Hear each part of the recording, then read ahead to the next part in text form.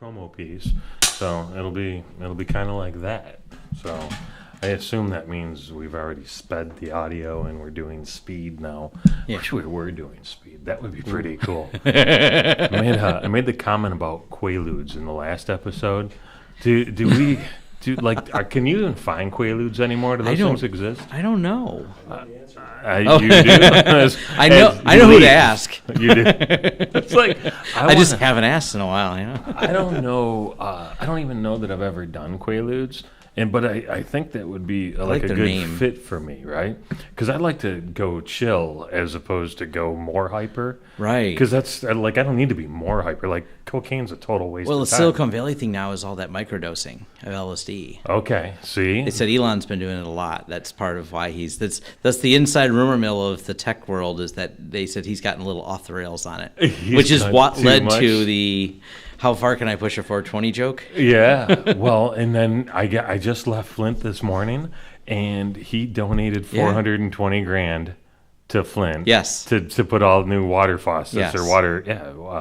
And an SEC filing of I have an offer of 420 a share. He's just. Which cost him now, $20 million fine from the SEC. Really? So how far will you take a 420 joke? When you're a billionaire, does it matter? Right. You just keep dribbling down. Or you 420 down at that time. Yeah. I think that's pretty cool. I bet he pays the fine on April 20th. I'm going to throw it out there. Yeah, you could just call it, right? Now we can go back to this, and it's time-stamped and dated. Yep. Actually, it's funny. It's 421 right now when you said that. So we were almost bang on. That's cool. So I watched Joe Rogan interview Elon, right? Speaking of 420, and everybody made such a big to-do about him smoking a joint, and that was a hell of a joint he smoked. Yeah, but it had nothing to do with that. There was like 2 hours and 10 minutes of really interesting content. That was the minimal part of it. Yeah. And Elon's such a fascinating guy, Really is. Whenever someone says there's a Tesla killer, Mercedes is going to destroy their market, I'm like, which market are you talking about? So he's now fixed the power grid in Australia. If you're not aware, that's turned out to be a success. If you follow that story, he fixed the power grid in Australia. He's launched rockets into space and landed them on there. Landed them. He's reduced the overall efficiency of solar panels with Solar City by 80% over the last 10 years. Seriously? While reducing the cost. So which front are this guy? Oh, you're coming at him from the car industry? You know who Mercedes gets their technology from? Him. Yeah. They leased it from him in 2016. So he's got like a license agreement on the tech he's built. That makes perfect sense. Well, in the meantime, he's doing something with Puerto Rico, similar kind of thing, right? Similar thing. Trying to restructure their power. Yep. Thank you. He's doing digging a tunnel in L.A. The Boring Company. Are you serious with that? Like, how? Let's pretend you had the idea to dig a giant fucking hole through L.A., right? How do you even get started? And who do you talk to? And then how do you get them to say, yeah, go ahead? Well, and then the funnier part was he looked at it and he said, these are inefficient, the way these boring systems work. That's what started this. And he says, I'm going to design a better boring system. And that's actually part of what he did, is start the Boring Company. He designed a better cutting system to actually bore tunnels. So for definitive proof, he actually started boring the tunnels. And when he said it was impossible, he says, I've already done halfway there. So in his usual showmanship of announcement, this is impossible. He goes, oh, don't worry, I've been doing it. We already got the permits. We were quiet about it. That is so cool. And then Hyperloop. Yeah. Right? Like, what? Hyperloop, 700 miles an hour, basically on a moving walkway that you see in the airport, as near as I can tell. Yeah, it's so neat, all the different things he has. Well, the concept of the Hyperloop is being able to exceed the speed of sound by depressurizing the tunnel itself. So it's basically an underground train system, but as you lower air pressure, you remove the shock wave of breaking the sound barrier. So you can go faster. And that's one of the bullet train problems is as they approach the sound barrier, you create big problems. So by lowering pressure, you change the threshold of where the sound barrier is, the miles per hour, because you don't have pressure in front of it anymore. So you can go faster, so you can get from here to LA in an hour. That is amazing. Absolutely Ridiculous. Can you imagine? That would be super cool. And how do you power it? You build a whole series of solar cells. Hey, I know a guy who makes solar cells. Yeah, he looks like me. He looks like me. So Solar City provides the solar cells. Oh, by the way, I'm going to follow the current freeway system. What advantage does that have? Well, guess what? I build a charging station along the freeway system so I can charge people who still need to drive a car somewhere. So now I've littered the land with all of my spots that you can pull over cars. You kind of see how the plan fits together. And once we're all done, we wrap this concept up as a proof of concept, and we put it in a rocket, and we send it to Mars, and we build it there. And we do it all This over is our again. test bed. This is it, right? You practice and you perfect here. Yeah, that makes total sense. Yeah. But we should all freak out because we smoked a blunt on a podcast once. Right. That makes total sense. I'm with you. The guy can take a break and smoke a blunt. It's cool. I think he probably needs to every now and again. Maybe. Just a thought.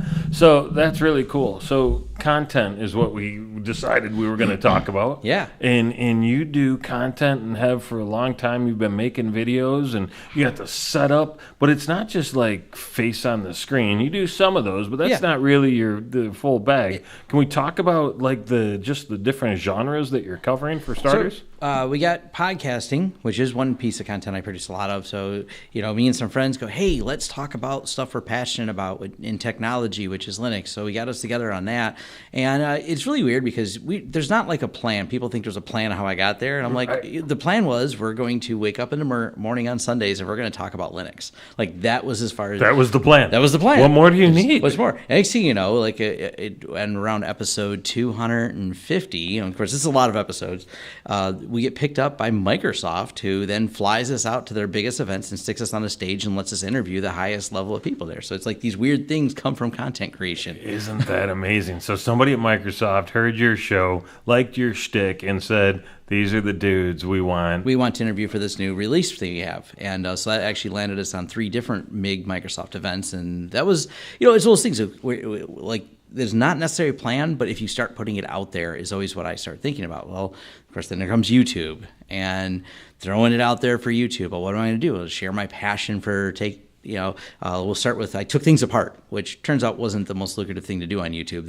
It got some views, but it was like, okay, you're doing the spaghetti method. I'm just throwing it all out there. But I think the most important thing to begin is about creating content. So we start with creating the content. And next thing you know, I kind of found the groove was people wanted to hear about the same things I'm passionate about and do training on some of them. So training videos sound kind of boring talking about firewalls, but then 76,000 people watched a video where Tom breaks down how firewalls work. So then I made another one and another one. And they're like, well, what other enterprise products? I'm like, oh, these are things I do every day. This is my day job. So another hour video about this, another hour video about that. And next thing you know, you've got an entire people following you, which coincided with that Microsoft trip, which the weirdest thing I'm not famous at all, of course, but like people recognize me. They call me the firewall guy. I'm standing at the Microsoft event. There's 5,000 techies at this event. It's a huge event. Someone says, hey, you're the firewall guy. And I'm like, I'm looking around like, who's the firewall guy? Who's the firewall guy? Like, is there a mascot somewhere? Checkpoint standing here? What's going on? Yeah. And so it kind of... Is Checkpoint still a thing? They still are a thing. Oh, okay. They still a thing. Right. You're still relevant. Woo-hoo. I was like, oh, man. I had to dig deep for Checkpoint. I hadn't thought about that in a minute. Yeah, they're still around. That's crazy to me. So now you're recognized as the Firepoint. Or the firewall guy. Good. I'm mixing metaphors. So, yeah, that's nuts, man. Yeah, it's just kind of a weird thing. So then... as you get audience, you get more inspired, and I've tried to keep myself from getting burned out, but it gets hard because when you're going to produce something that gets views, you get obsessive, and then you produce more and more of it. So now there's over 600 videos on my channel, and I've been curating them into categories for different topics we're doing.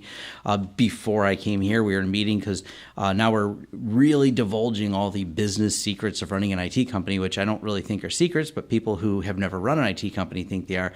So everything's become a bigger and bigger category of knowledge that I'm curating, categorizing, and putting out there. And it's been a lot of fun, exhausting at times, but boy, it puts a smile on my face because of the feedback I get of, man, you really helped me with a challenge I had, or you helped me understand a product better, or you helped me in my career because I was now able to grasp and understand this, and I didn't have the money for schooling. Because you gotta remember, it's a global audience. Only 46% of my audience is in the U.S. 46 of the 36,550 something. And only about 20% 20% of the 37,000 people that are subscribed are watch my videos. So the rest of the views, because the view count, last I checked last month, it was 128,000 unique viewers. Wow. So there's this much broader base because I'm putting out topics where people are looking for. How do I configure, and that'll actually be the title of my video, how do I configure, a pfSense firewall? So my title matches what they actually are searching for. So I do those instructional videos, I break them all down, and then that's how people find me. It doesn't necessarily turn them into a subscriber. They came there for the purpose, but it helps them, and it gets a ton of views on that video and engagement with that audience. And if they like the video, they may subscribe, or they may go look at something else, and who knows what happens next. But I remember 8-9 years ago talking about YouTube and what a huge search engine it was. Yes. And now it's like so proved out that it's almost irrefutable. It is the second largest search engine next to Google itself. Of course, it's a Google property, but the results are intertwined when you're searching for whatever, I need to look at brakes on a old Saturn car, and you'll find that the result not necessarily a write-up, but someone's YouTube video showing you how to fix the brakes on your car, how to fix plumbing. And there's a lot of companies that have been doing this by realizing, sharing the knowledge that they have about their industry, especially like the contractors. They're like, wow, this has been great for business. Like, it actually helps because we become the perceived expert on our topic. There's a window company that started doing videos on how their window systems install. It turned out to be like lucrative for them. Like, this is selling their products more. So that's fantastic. And it's so true, right? Because if I see you tell me how to do it, you're the smartest guy in the world to me, especially if I learn from you, go do what you said, and it works. Holy cow, man. You're totally an expert. If you have a product to sell, showing how to use that product, how it solves a problem, how it really works, and not doing it in a commercial way. It's kind of like we discovered in the early days of blogs. Blogs took off because they were personal. It was Terry Bean writing a blog post. It was just from you. There's not a team of editors curating your content. We get Terry Bean. Right. And the same thing goes for like YouTube as content. It's Tom Lawrence creating a video. It's more personal. It's not this production. It's not narrated and scripted. It's not a reality show where everyone was handed a script and they have a couple takes. Look, you weren't dramatic enough. You didn't yell enough. You're going to need more fighting. Come on, Maury. We need more fighting. Yeah. So, and people figured out pretty quickly that it was staged, but the demand for genuine content is there in genuine people. So this is, even when they've taken YouTube stars and tried to put them into that format, YouTube had some ideas to do that with certain popular YouTubers. They realized it was a failure very quickly. People, that's not the person I know.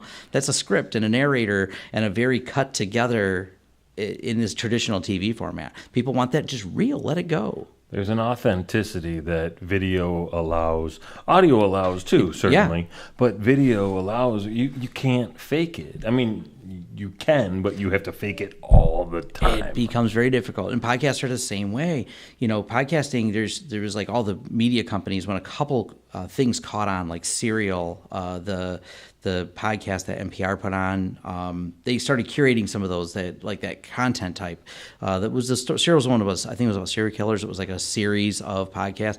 But all these media companies go, that's it. And like BuzzFeed even jumped in there going, hey, we know how to create content. We're going to be podcasters. Mm-hmm. And I realized how hard that was because it suddenly wasn't genuine. It was this highly team of writers trying to script something. And I'm like, that's not how it works. That's not what the audience wants. Right. And that whole genuine just interview with people. And, Joe Rogan, look at it. We're the Joe Rogan experience. We're riding along with Joe Rogan as his experience of interviewing people. And I've been asleep on that, man. And I started to tweet, I've been sleeping on Joe Rogan. I'm like, well, I can't write that. He'd be too excited about that. But I just listened to all of his comedy albums this weekend because Spotify doesn't have his actual podcast, but they have all his old shows. That dude's fucking funny, man. Yeah. I feel like I've been missing out. And that's what I think people are realizing. There's people like him out there, and these podcasts become popular. He's got a YouTube channel as well. I don't know. He crosses over both content. I just listen to it if I listen to Joe Rogan. But it's great. It's that direct interaction. It feels very genuine. It's a lot of fun. And that comes across with YouTube. It's the unmitigated vision of just the creator. So that's why some of these, even these big YouTubers and like Casey Neistat or some of these other people, they edit all their own stuff because they go that it's their narrative and they want to make sure they're from top to bottom controlling how they present everything. Because once they lose control of it, once it turns into a production, people notice. How much is that dude making? How much does he make a month or a year? Any idea? And if you roughly say the numbers, for each million views is, I can't remember, was it $1,000 for every million views? And every video, every day he's releasing gets a million views. So there's $360,000 a year without any affiliate links, without any merch sales, without anything else. If he doesn't mention another thing that could get him $1, he's making some mad bang. Yeah, and some of his videos have a lot more than 1 million views. A lot of his stuff's got 5 million views, so you figure maybe there's $5,000 worth of ad revenue coming from that. So that's wild. Yeah, it's really interesting. And it's making money all the time because anytime someone watches it, there's another ad roll and there's another there. But where you can get caught up in it is sponsorship opportunities for YouTube, for where you mention the brand directly, not letting YouTube's algorithm control it. You can make a lot more money, but I've also been very cautious because I don't want any bias from any brand sponsorship mentions. Well, sure. The first time you take money for that, right? There's no longer a question of what you are. The only question is how much. How much? Right. Yes. And that's my brother's joke about me all the time. Yeah. Right. So I own it. It's, I'm a whore. It's okay. We just have to negotiate a price. Just got to negotiate a price. So, and we've actually looked at some of the advertising we might do. Like we started selling T-shirts. We are doing stuff that is not related to tech. That way, there's no bias because it's all about tech for us. So there's no bias in shirts, whatever. You can agree or disagree with the company I did, but I'm not biased because it's like, hey, buy these shirts. Right. Or we looked at other ad companies that want to work with us. We're trying to figure out the right fit, but we don't want it to be a tech company. Because then if I don't like their product or I later don't like their product, I've permanently made videos that I endorsed their product and now their company has turned to be bad and now I have to, and that's already happened with a lot of tech YouTubers. One of them gets made fun of because he's got like all this product and the company just turned to be, he was sponsoring, had all kinds of problems, turned out to be an awful company. So now he's like, yeah, I know, I get it. Every 200 videos I produced with that company's promotion as the first 2 minutes of, you should buy from XYZ company is now forever. I either delete all those videos and reproduce everything. Oh, man. But I'm making money off the content on them and I have, So can you just cut the first 2 minutes? Well, no. Once it's uploaded, you have to cut, edit, re-download, re-upload. It'd be a mess. It would be a mess, right? Yeah. And then you lose all the views because it's not the same video and all the comments and the conversation. Oh, wow. And you signed agreements that video was sponsored by that company. So where does that lie? The company's still in business. Who owns that still? Yeah. Right. Oh, so you were paid to do the video based on that sponsorship. So I'm avoiding those because I own a business. I find my current business can support this. So we make a few dollars on YouTube. It's not like this massive money for us right now. We're still new to the game and small in it, but I'm careful about it because I see the pitfalls. Learn from other people's mistakes is awesome. That's really, really smart. So I want to talk about hot sauce, but before we get to hot sauce, because look at you light up. Yeah. You're like, hot sauce, I'm in. How, so you're at, almost 37,000 subscribers. Mm-hmm. When did you hit 1,000? Do you remember? So the first 1,000 kind of came quick because we had a couple of videos in 2016 and it kind of came quick. But then I stepped back and didn't post for like a year. Okay. I just kind of skipped it all.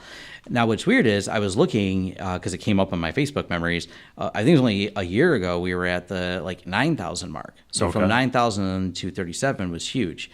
And I look at my cousin who's kind of said the same thing. Her first 10,000 to 20,000 were really hard.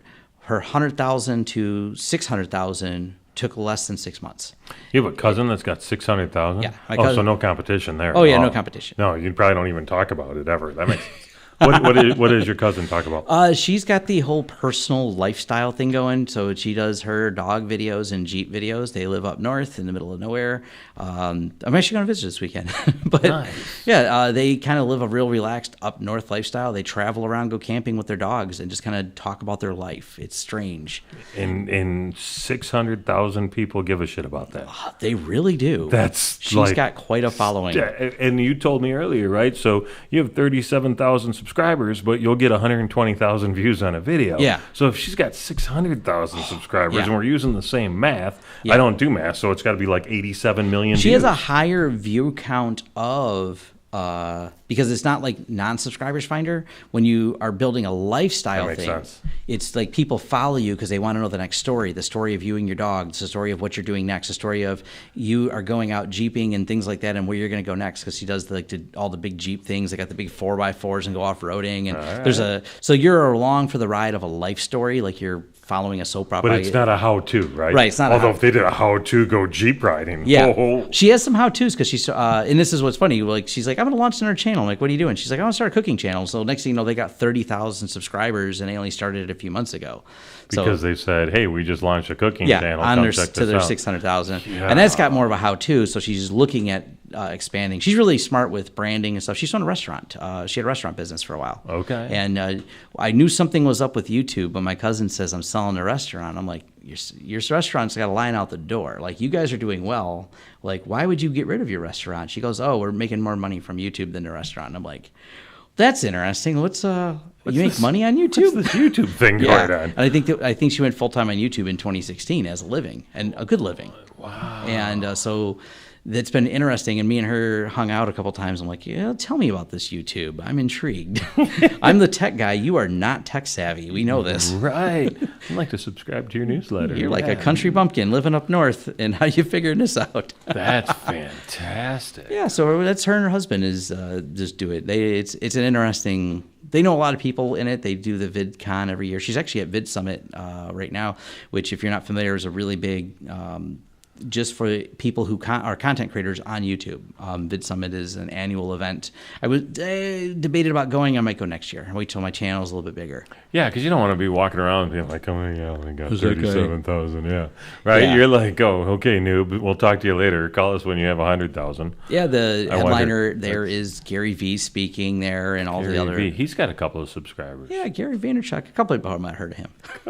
Just a couple people. A couple folks may know about him. That's awesome, man. That's awesome. So, hot sauce. Hot sauce. What's up with hot sauce? So that's just one of those fun things. And this is what I did learn a lot from my cousin. This actually did change my YouTube channel. So my cousin, 180 opposite the way she's doing it. Hers is only lifestyle. Mine was, I'm just going to keep making videos that are deeply technical. Well, it turns out people kind of like the story. And that's where the subscribers are from. The subscribers follow the story of Tom and his friends that all seem to work at this place. And so we spend a little bit of narrative in that. And that's when we started doing Vlog Thursday. And we just talk about each week what happens at the business and rant about tech stuff.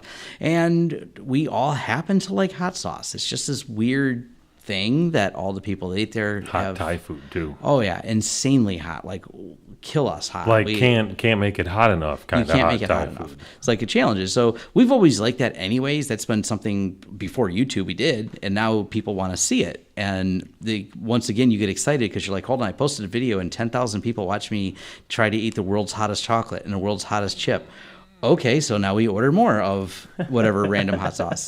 And we made a gift list, and people just send them to us off our Amazon accounts and things like that, which is kind of cool. We have like suggested hot sauces you can send our shop. Oh, that's all right. And so they just arrive randomly, and people send stuff. So have you done, what was those peppers? Was it Carolina Reaper thing? Lots of them. Well, you're like, oh yeah. Yeah. We're beyond those because we go for the extracts now, which is concentrated Carolina Reapers. Isn't that the stuff that was making people like throw up? Yeah. Oh, and you're like, yeah, that's, we need those condensed and then triplicated and formed into something. See, some of my staff have been doing hot longer than me, and I got into it because I was like, I can eat what you're eating, and I was like, no, I can't. And then I kept trying because I was determined. And it turns out you can build up a tolerance within a year to extremely hot stuff. It doesn't take too long to build it up. It was easier than I thought to build up a Scoville tolerance. No kidding. Yeah. What'd you call it, a Scoville? Yeah, because how many it's the heat measurement of how many Scovilles things are. You can look on there, so you can determine just how hot it is. All right. See, I just learned a totally new thing. Wow. All right. I'm surrounded by people that I don't want to use the Scoville analogy, but I'm using it now in a whole different context. That's fantastic. So Scoville. All right. Hot sauce, Linux. How's that going? You still talk every Sunday? You're still doing the show? Yep, still do the show on Sunday, so that's fun. We just did another interview because we go to some of the festivals, and we call them festivals. They're informal meetings. The Ohio Linux Fest is this weekend. Several of the people from my podcast will be there. I'm not going because I'm going to go hang out with my cousin.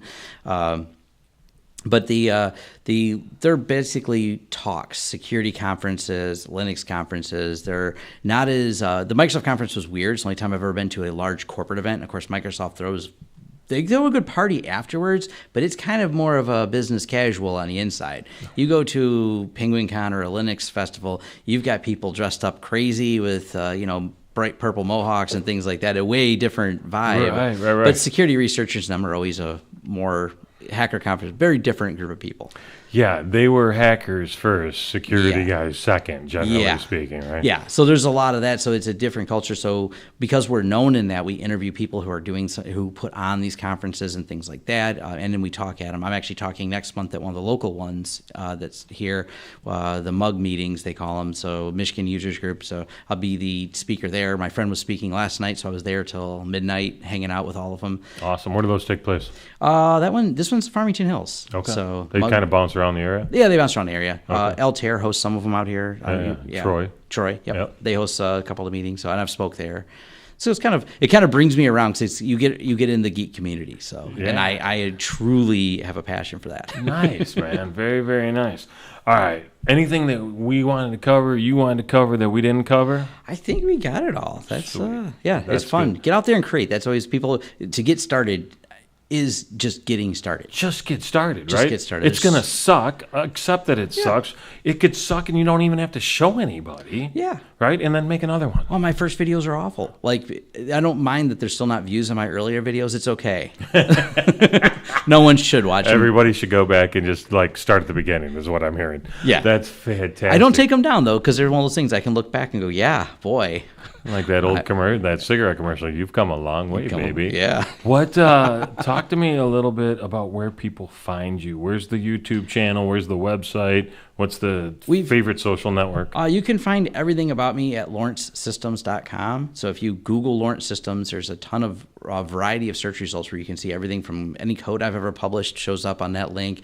My main website, of course, is lawrencesystems.com. My YouTube videos show up on any of those searches. I fill an entire page of Google now, which is kind of weird. Yeah, you're very Googleable. And it's not like Lawrence isn't like a fairly common name, right? Yeah, it's not unique, but it's once you've got that much content, you've published 600 and some odd videos, you end up in a search engine somewhere. That's pretty badass. All right, well, cool. So lawrencesystems.com is this place, and do you have if someone said, hey, I want to connect with this guy, do you are you open Facebook, open LinkedIn, open Twitter? Any of those. I'm on LinkedIn, Twitter, all the and we have the links right there so people can get right to me, and contact forms for just saying hi to contracting us for work. I broke our contact form. Sometimes we just say, say hi, and you can just fill that out and it goes right to me when you do that. So. Beautiful. And then why would they hire you? What do you want the audience to know?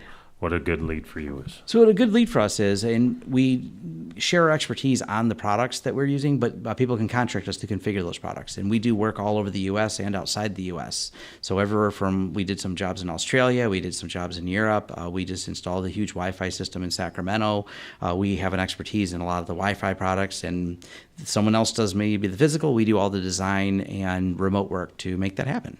Very, very cool, man. Hey, thank you for coming by. I really enjoyed the conversation. Me too. Started out totally weird, but I think it dialed in at some point. Yeah. We'll see. Yeah. Well, I'm sure we'll just leave the whole thing. Just leave the whole thing. It'll be great. Yeah. All right. All right. Thank you.